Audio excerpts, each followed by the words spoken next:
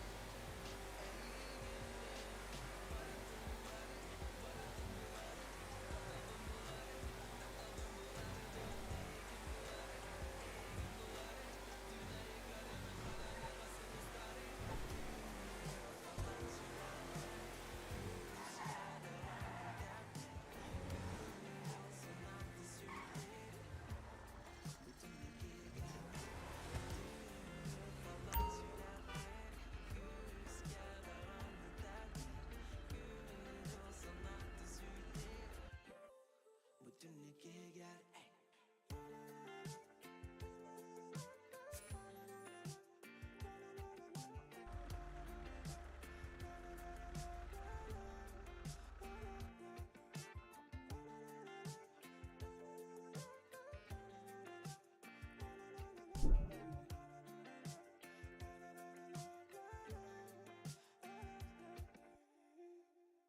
Ara köpüğü bastırgın min oram kütgöğen qaraqının vardon Sürəxbi, min sürəxbi, ən məni ərə bolon Ara köpüğü bastırgın min oram kütgöğen qaraqının vardon Sürəxbi, min sürəxbi, ən məni ərə bolon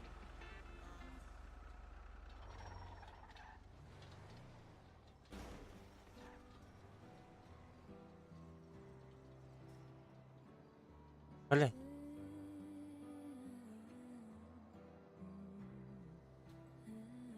Öyle. Sirdi karaktergar tegar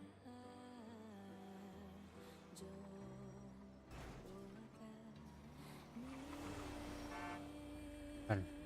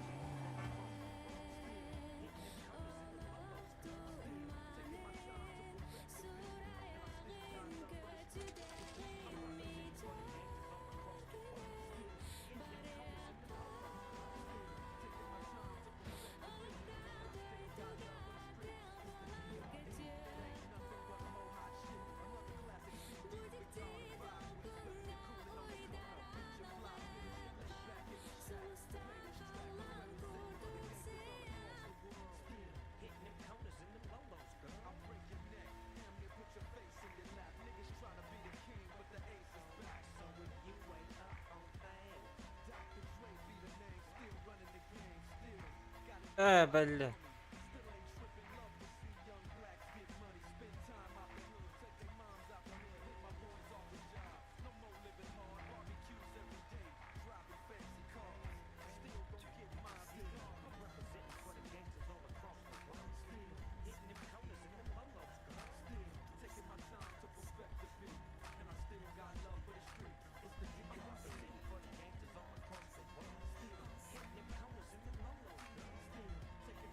Хуйня.